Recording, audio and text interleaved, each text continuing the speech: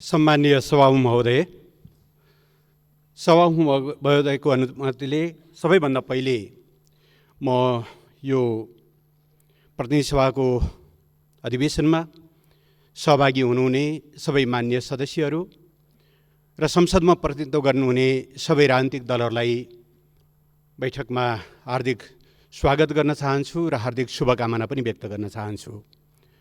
सभामुख महोदय, हाम्रो संसदीय अभ्यासमा वर्षमा 2वटा अधिवेशनहरू गर्ने गरिएको छ। त्यसमध्येको यो हिउँदे अधिवेशन अर्थात् विधेयक अधिवेशन मूलतः विधि निर्माणमा केन्द्रित हुने गरेको छ भनेदेखि बर्खे अधिवेशन अर्थात् बजेट अधिवेशन मूलतः सरकारको वार्षिक नीति र कार्यक्रम तथा बजेटमा केन्द्रित हुने गरेको छ।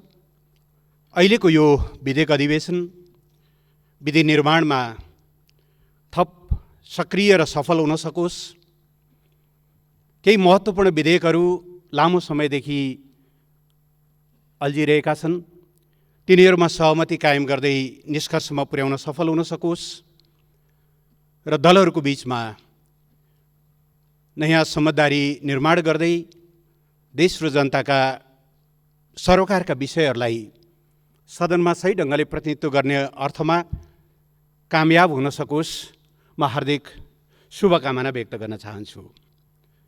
सभामुख महोदय, फागुन 11 गतेको सर्वोच्च अदालत संवैधानिक इजलासको फैसलाबाट प्रतिनिधि सभा पुनर्स्थापना भएको छ। हाम्रो पार्टी र वर्तमान सरकार विधिको शासनमा विश्वास गर्छ, संविधानको सर्वोच्चतामा विश्वास गर्छ।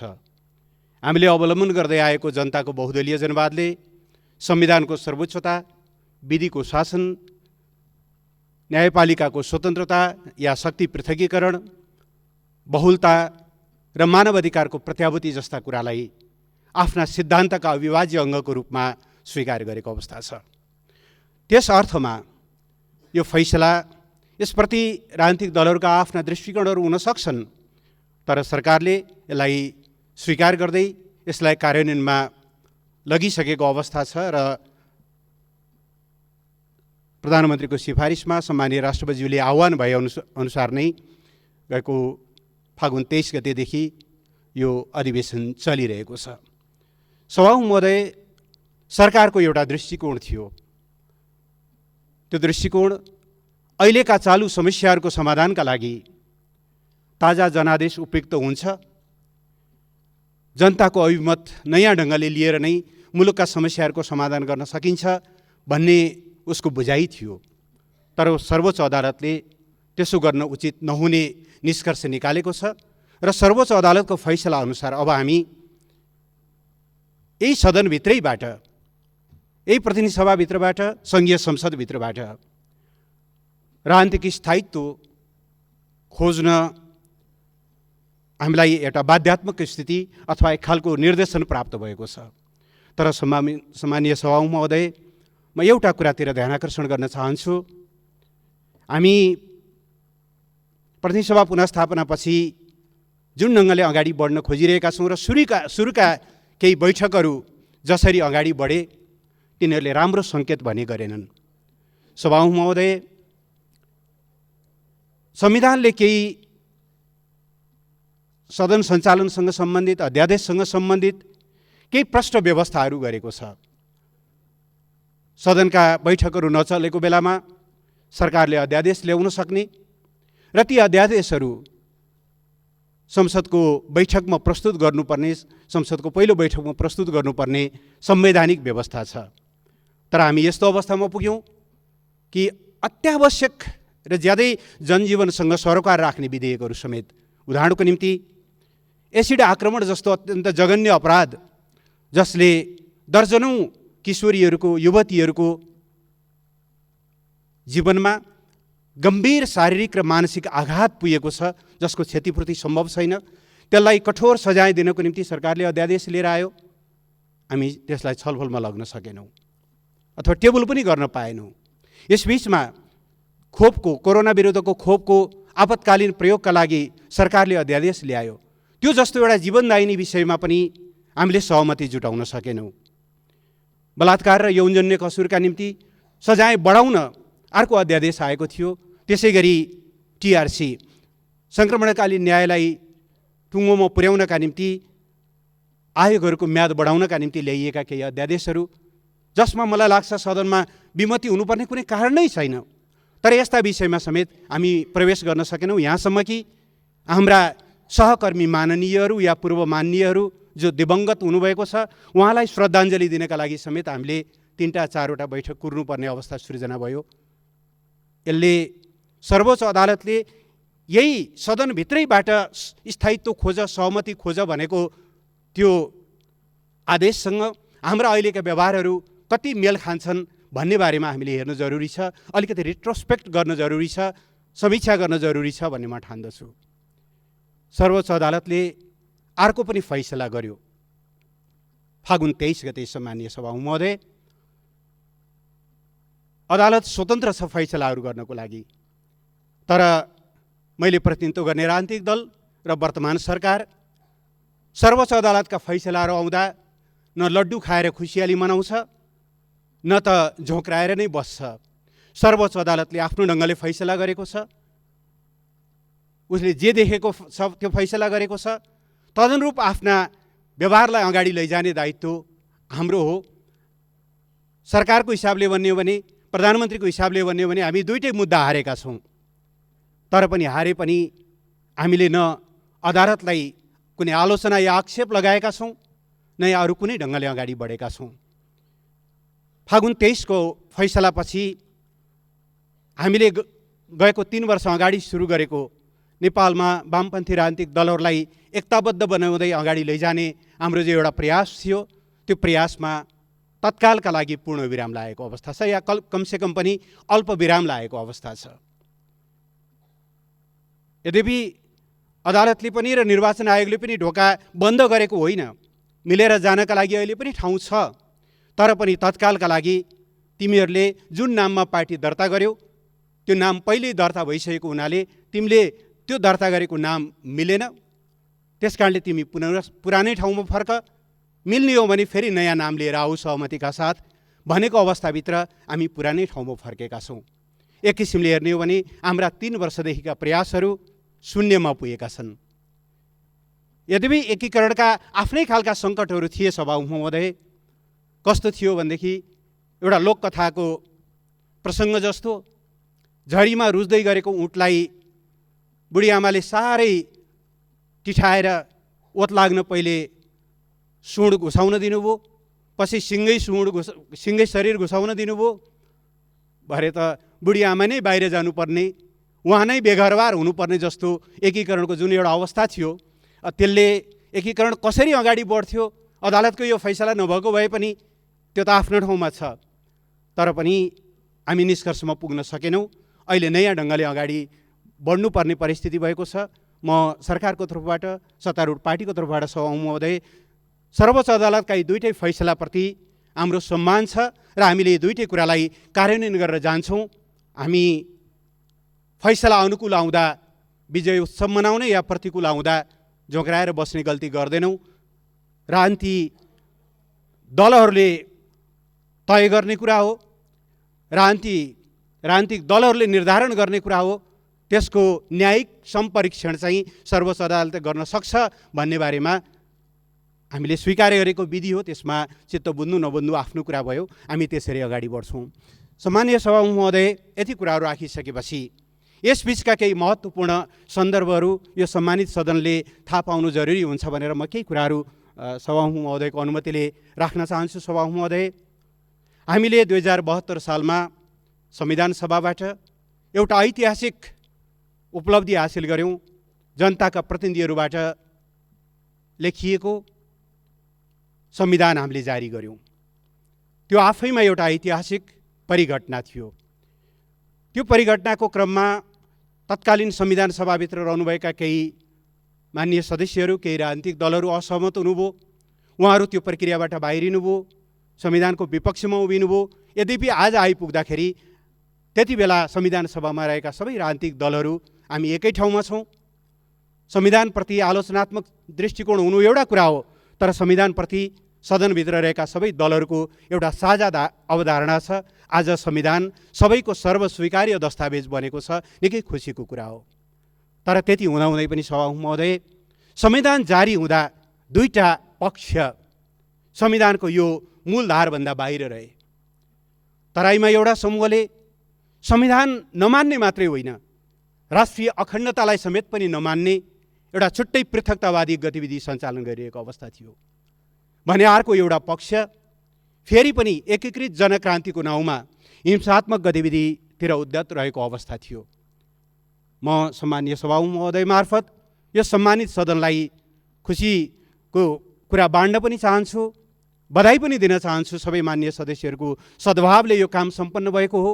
आज नेपालको एउटा ठुलो समस्याको रूपमा संविधान जारी भइसकेपछि पनि एउटा ठुलो समस्याको रूपमा रहेको त्यो पृथकतावादलाई हामीले 2075 साल फागुनमा वार्ताको माध्यमबाट अन्त्य गर्दै राष्ट्रिय एकताको मूलधारमा त्यो समूहलाई समाहित गरेका छौँ भनेदेखि अस्ति 77 साल फागुन 21 गते एकीकृत जनक्रान्तिको नाउँमा सशस्त्र सङ्घर्षको हिंसात्मक बाटोमा हिँडिरहेको नेत्रविक्रम चन्द विप्लवले नेतृत्व गर्नुभएको नेकपा आज शान्तिपूर्ण मूल प्रवाहमा आएको छ।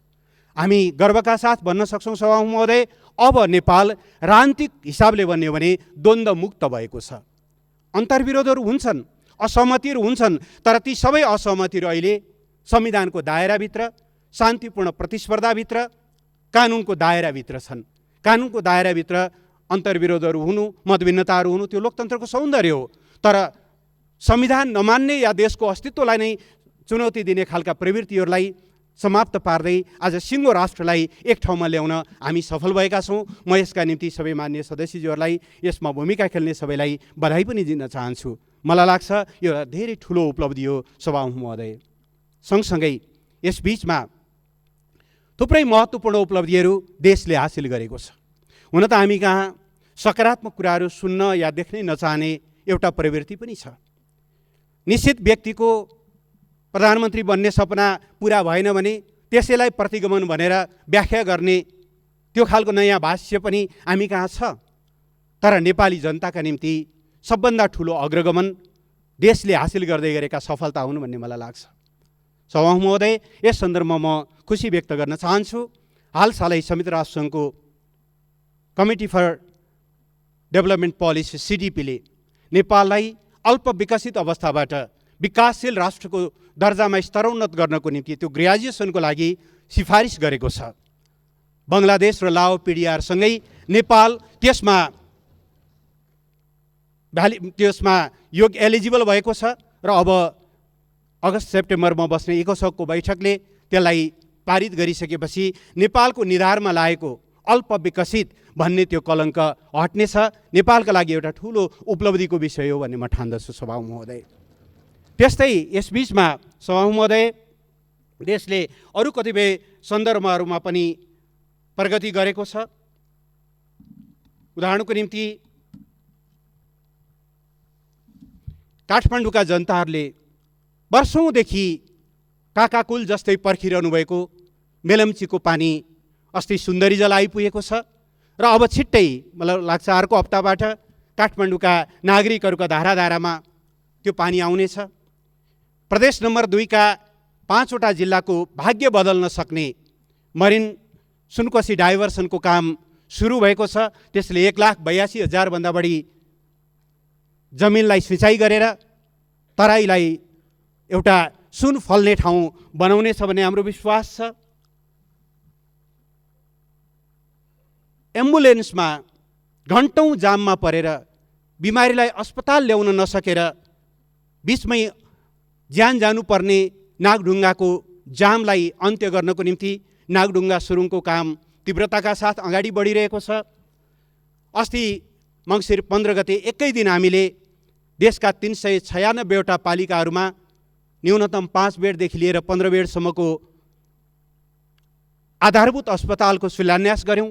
यससँगै हरेक पालिकाहरूमा न्यूनतम एउटा हस्पिटल हुने एउटा स्थितिको सुनिश्चितता भएको छ र अघिल्लो हप्ता मात्रै सम्माननीय प्रधानमन्त्रीज्यूले कालोपत्रे सडक नपुगेका प्रत्येक पालिकाहरूलाई कालोपत्रे सडकले जोड्ने गरी आउने 2 वर्षभित्रमा प्रत्येक पालिकाहरूलाई सडक कालोपत्रे सडकले जोड्ने गरी त्यो कामको सुरुवात गर्नुभएको छ। यस बिचमा यी अत्यन्त महत्त्वपूर्ण कामहरू हामीले अगाडि बढाएका छौँ।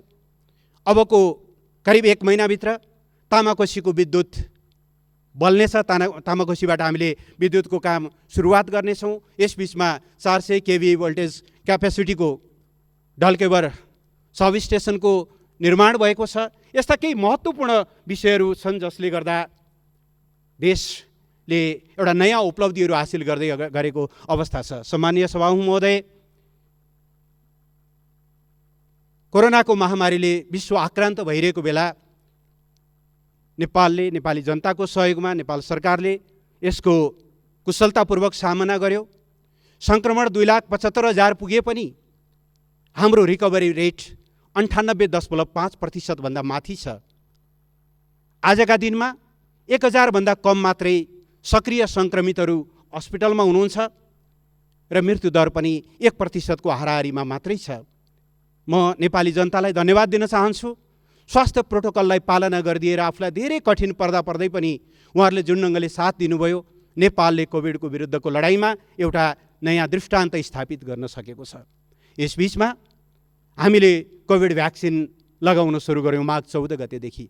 सभामुख महोदय, यो कुरा सुनाउँदा मलाई खुसी लागेको छ कि संसारका 60 वटा अग्रपङ्क्तिका मुलुकमध्ये नेपाल पनि थियो जसले सुरुमै कोभिड भ्याक्सिन सुरु गर्न सक्यो र हिजोका दिनसम्म हामीले फ्रन्ट लाइनका स्वास्थ्यकर्मी, सुरक्षाकर्मी र 65 वर्ष माथिका ज्येष्ठ नागरिकहरू गरेर करिब 17 लाखलाई हामीले कोभिड भ्याक्सिन दिन सफल भएका छौँ। अब अर्को चरण सुरु हुनेछ र सरकारले, मित्र राष्ट्र भारतप्रति हामी आभारी छौँ जसले 10 लाख हामीलाई अनुदानमा दियो। हामीले 20 लाख त्यहाँबाट खरिद गरेका छौँ, अरू थप खरिद गर्ने प्रक्रियामा छौँ। मित्र राष्ट्र चीनप्रति हामी आभारी छौँ जसले 8 लाख डोज हामीलाई उपलब्ध गराएको छ र संयुक्त राष्ट्र सङ्घको कोभ्याक्स सुविधा अन्तर्गत नेपालले 20% पपुलेसनलाई पाउने गरी कोभिड भ्याक्सिनको सुनिश्चितता गरेको छ। यी सबै कुराहरूको माध्यमबाट हामी कोभिडको विरुद्ध पनि एउटा महत्त्वपूर्ण सफलता हामीले प्राप्त गर्ने दिशामा अगाडि बढिरहेका छौँ। यद्यपि खोप सुरु भए पनि अझै पनि महामारीको जोखिम टरि नसकेको, दोस्रो तेस्रो वेभको खतरा रहिरहेको हुनाले सबैलाई आवश्यक स्वास्थ्य प्रोटोकल पालना गर्नका निम्ति पनि म आग्रह गर्न चाहन्छु। सभामुख महोदय, यस बिचमा मुलुकको बाह्य सम्बन्धमा पनि हामीले महत्त्वपूर्ण सफलताहरू प्राप्त गरेका छौँ। नेपाल संयुक्त राष्ट्रसङ्घको सुरक्षा परिषदमा र संयुक्त राष्ट्रसङ्घको महिलामाथि हुने विभेद विरुद्धको जुन समिति छ, सिडक कमिटीमा दोस्रो चोटि शानदार मतका साथ विजयी भएको छ अस्ति अक्टोबर र नोभेम्बरमा भएको निर्वाचनमा। र यसबिचमा मित्र राष्ट्र भारतसँग हामीले जुन सीमा समस्या थियो, यो सीमा समस्याको बारेमा यही सम्मानित सदनमा बेलामा मौकामा गुनासाहरू उठ्ने गर्थे। कतै प्रधानमन्त्रीले अलिक कडा कुरा गर्दा सम्बन्ध बिग्रिया हो कि, कतै सरकारले ठिक ढङ्गले यो डिल गर्न नसक्या हो कि, तर ती सबै कुराहरू भ्रम थिए। सभामुख महोदय, यसबिचमा हामीले नेपालको कालापानी, लिपुलेक र लिम्पियाधुराको एजेन्डालाई नेपाल भारत संयुक्त आयोगको बैठक 6औँ बैठक जो गएको माघ 2 गते दिल्लीमा सम्पन्न भएको थियो, त्यहाँ औपचारिक रूपमा हामीले टेबलमा एजेन्डा बनाएका छौँ र यसले पुष्टि गरेको छ आफ्ना राष्ट्रिय हितका कुराहरू गर्दा कुनै देशसँग पनि सम्बन्ध बिग्रिँदैन। बरु समस्यालाई गुन्द्रीमुनि लुकाउँदा, समस्यालाई झस्केलाबाट बाहिर छिराउनु खोज्दा समस्या बिग्रिने हो, एउटा विश्वासका साथ कुराकानी गर्दा सम्बन्ध बिग्रिन्छ भन्ने होइन। यसरी हामी अगाडि बढेका छौँ। यसबिचमा सगरमाथाको उचाइ नेपालले आफ्नै पौरखबाट, आफ्नै प्राविधिकहरूबाट मापन गरेर मित्र राष्ट्र चीनसँग समेत समन्वय गरेर हामीले त्यसको नयाँ उचाइ विवादरहित ढङ्गले 8,848.86 मिटर हुने गरी त्यसको घोषणा पनि गरेका छौँ। र यसरी सारमा सभामुख महोदय, मुलुकले यसबिचमा महत्त्वपूर्ण सफलताहरू प्राप्त गर्दै गरेको छ। सभामुख महोदय, बिचमा एउटा शब्द साह्रै धेरै चर्चामा आयो, प्रतिगमन। मैले अघि पनि भने प्रतिगमनको परिभाषा कस्तो भयो भने निश्चित व्यक्ति पदमा पुग्न पाउँदा अग्रगमन हुने, पदमा पुग्न नपाउँदा प्रतिगमन हुने। तर हाम्रा निम्ति सभामुख महोदय, काठमाडौँका काकाकुल जस्तो परेका जनताले पानी खान पाउनुभन्दा ठुलो अग्रगमन अरू केही पनि हुन सक्दैन। सभामुख महोदय, तराईका बन्जर जमिनमा सिँचाइ दिनुभन्दा ठुलो अग्रगमन अरू केही पनि हुन सक्दैन। सभामुख महोदय, कोभिड भ्याक्सिनको विरुद्ध संसारका अग्रपङ्क्तिमा रहेर हामीले चाहिँ त्यो भ्याक्सिन उपलब्ध गराउन सक्यौँ र एकजना पनि नागरिकको जीवन बचाउन सक्यौँ भने त्योभन्दा अग्रगमन अरू केही पनि हुन सक्दैन सभामुख महोदय। त्यस भएर हामी चाहन्छौँ यो सदन यस्तै खालका अग्रगामी एजेन्डामा केन्द्रित होस्। व्यक्तिका अतृप्त आकाङ्क्षाहरूमा घुमेर हामीले यो मूल्यवान समयलाई खेर फाल्न हुँदैन भन्ने आग्रह गर्न चाहन्छु। यति कुरा राखेर अब मैले चाहिँ परराष्ट्र मन्त्रीको हैसियतले एउटा जानकारी गराउनु पर्नेछ सभामुख महोदय यो सदनलाई। बङ्गलादेशका महामहिम राष्ट्रपति मोहम्मद अब्दुल हमिदको मैत्रीपूर्ण निमन्त्रणामा यही 9 र 10 गते अर्थात् मार्च 22 र 23 सम्माननीय राष्ट्रपतिज्यूले बङ्गलादेशको औपचारिक राजकीय भ्रमण गर्दै हुनुहुन्छ सभामुख महोदय। त्यस क्रममा उहाँले बङ्गबन्धु शेख मुजिबुर रहमानको जन्म शतवार्षिकीको एउटा विशेष कार्यक्रमलाई सम्बोधन गर्ने कार्यक्रम छ। त्यहाँका सम्माननीय राष्ट्रपतिज्यू, प्रधानमन्त्रीज्यू र परराष्ट्र मन्त्रीज्यूसँग भेटघाट गर्ने कार्यक्रमहरू छ। उहाँहरूले शिष्टाचार भेटघाट गर्ने र सम्माननीय राष्ट्रपतिज्यूसँग द्विपक्षीय बैठक गर्ने कार्यक्रम छ र सँगसँगै केही महत्त्वपूर्ण सहमतिहरूमा पनि हामी निष्कर्षमा पुग्ने अपेक्षा गरेका छौँ। बङ्गलादेशले हामीलाई एउटा नयाँ ट्रान्जिट रुट दिने पनि सम्भावना रहेको छ र सांस्कृतिक आदान प्रदान र पर्यटनको विकास लगायतका विभिन्न महत्त्वपूर्ण प्रश्नहरूमा हामी एउटा महत्त्वपूर्ण उपलब्धि हासिल गर्नेछौँ भन्ने पनि मैले अपेक्षा गरेको छु। यो महत्त्वपूर्ण भ्रमणको जानकारी समेत सम्मानित सदनलाई दिँदै म अन्त्यमा सम्मानीय सभामुख महोदय मार्फत सबै मान्यज्यूहरू र संसदमा प्रतिनिधित्व गर्ने सबै राजनीतिक दलहरूलाई फेरि एकचोटि सम्मानित सर्वोच्च अदालतले हामीलाई 5 वर्ष प्रतिनिधि सभाको कार्यकाल सामान्यतया खण्डित हुँदैन, तिमीले राजनीतिक स्थिरता त्यही भित्रबाट खोज भनेर आदेश दिएको सन्दर्भमा दलहरूको बिचमा नयाँ ढङ्गको समझदारी विकास गरेर लैजानुपर्ने जरुरी देखिएको छ। त्यो समझदारी विकासका लागि सरकार र मेरो राजनीतिक दल पूर्ण रूपले सहयोगी रहने, पूर्ण रूपले त्यसमा रचनात्मक भूमिका खेल्ने विश्वास दिलाउँदै यो समय उपलब्ध गराइदिनु भएकोमा सभामुख महोदयप्रति आभार व्यक्त गर्दै बिदा हुन चाहन्छु। धन्यवाद, नमस्कार।